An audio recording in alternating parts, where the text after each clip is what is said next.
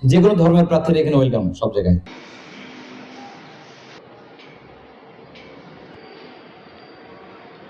ছাত্র শিবির সমর্থিত প্যানেল নাম হচ্ছে দুর্বার সাস্টেন ঐক্য। আমাদের এই ঐক্যের এই প্যানেলের ভিপি হিসাবে বা সহসভাপতি হিসেবে যিনি আমাদের জন্য পক্ষ থেকে মনোনয়ন হয়েছে তিনি হচ্ছেন দেলার হোসেন শিশির ভাই। ইংলিশ ডিপার্টমেন্টের 18-19 বছর শিক্ষার্থী তিনি আপনারা সকলে তাকে চেনেন। তিনি জুলাই আন্দোলনে সিলেটে অত্যন্ত গুরুত্বপূর্ণ ভূমিকা রেখেছেন। দুর্বার সাস্টেন ঐক্য প্যানেলের যিনি জিএস বা সাধারণ সম্পাদকের দায়িত্ব পালন তিনি হচ্ছেন আমাদের মুজাহিদুল ইসলাম ভাই, সিভিল ইঞ্জিনিয়ারিং ডিপার্টমেন্টের 18 শিক্ষার্থী। তিনি শাখা ছাত্র শিবিরের অফিস সম্পাদকের দায়িত্ব পালন করছেন বর্তমানে। এরপর যিনি এজিএস অর্থাৎ সহ সাধারণ সম্পাদকের দায়িত্ব পালন করেন তিনি হচ্ছেন আমাদের মোহাম্মদ শাকিল ভাই। তিনি 19-20 জনের শিক্ষার্থী, তিনি সোশ্যোলজি ডিপার্টমেন্টের শিক্ষার্থী। তিনি ইসলামী ছাত্র শিবিরের এই শাখার মূলত এইচআরডি সম্পাদকের দায়িত্ব পালন করছেন। এরপরে আমাদের আরো অনেকগুলো প্যানেল এখানে রয়েছে।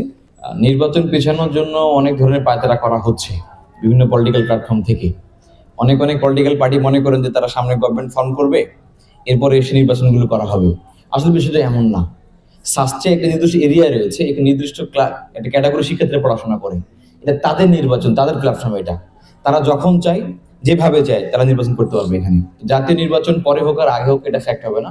এখানকার শিক্ষার্থীরা কখন চায় কিভাবে চায় এটিকে মাথায় রেখে ইউনিভার্সিটি প্রশাসন শিক্ষার্থীরা পালন করবেন। আর এক্ষেত্রে ইসলামী ছাত্র শিবির সর্বদা সহযোগিতা করবেন ইনশাআল্লাহ। আমরা আশা করছি জাতীয় নির্বাচন ও তফসিল ঘোষণা এগুলো কোনো ইম্প্যাক্ট ফেলবে না এখানে। কারণ তার শিক্ষার্থীরা নির্দিষ্ট কেন্দ্রে এসে যে জায়গায় ভোট প্রদান করবেন এবং তাদের জন্য ভোট প্রদান করবেন। শুধুমাত্র ধর্মীয় বিষয়কে অ্যাড্রেস করে ইনক্লুসিভনেসকে আসলে প্রমাণ করে না। অর্থাৎ যাকে প্যানেলে আনলে তিনি কাজ করতে পারবেন, তিনি একজন মুসলিম হতে পারেন, অমুসলিম হতে পারেন, তাকে দিয়ে মূলত প্যানেল আমার সাজাতে হবে। কারণ 23 জন প্যানেল আমার, এই পুরো 23 জনকে পুরো ক্যাম্পাসকে আমার লিড করতে হবে। তো সেক্ষেত্রে যাদেরকে আমরা ক্যাপাসিটি ফুল মনে করেছি, যারা ক্যাপাসিটি আছে তাদেরকে মূলত অ্যাপ্রোচ করে আমরা আমাদের প্যানেলে এনেছি। তো সেক্ষেত্রে যে জাহাঙ্গীরনগর ইউনিভার্সিটিতে আমাদের প্যানেলে ছিল না। হ্যাঁ, আমরা চেষ্টা করেছি এখানে সামাজিক সংগঠন, মানবাধিকার সংগঠন আর বিভিন্ন পলিটিক্যাল সংগঠনের থেকে আমরা এনেছি। ইনক্লুসিভ মিনস হচ্ছে ধর্মীয় দিক থেকে না, কার কি কোয়ালিটি আছে সেই কোয়ালিটিগুলোকে আমরা এখানে অ্যাডজাস্ট করতে পেরেছি কিনা। তো আপনারা দেখে থাকবেন যে বিভিন্ন ক্যাম্পাসগুলোতে যে সমস্যাগুলো বিদ্যমান থাকে সেগুলোকে অ্যাড্রেস করে মূলত আমরা ইস্তাহার তৈরি করেছিলাম সব ক্যাম্পাসগুলোতে। এবং আশা করছি যে সমস্যাগুলো সাস্টে বিদ্যমান রয়েছে বিশ্ববিদ্যালয়ে, সেই সমস্যাগুলো সমাধানের জন্য যাবতীয় ইস্তিহার যা থাকা প্রয়োজন সবগুলো থাকবে ইনশাল্লাহ। এখানে পরিবহন থেকে শুরু করে হলে ক্যান্টিন সমস্যা, হলে আবাসন সমস্যা থেকে শুরু করে ইন্টারনেট, এখানে আমাদের রিডিং রুম থেকে শুরু করে লাইব্রেরি থেকে শুরু করে যে বিষয়গুলোর প্রয়োজন হয় এবং সেফটি অ্যান্ড সিকিউরিটি ক্যাম্পাসে প্রত্যেকটা বিষয়কে ধরে ধরে আমরা ইস্তাহার ঘোষণা করবো ইনশাল্লাহ।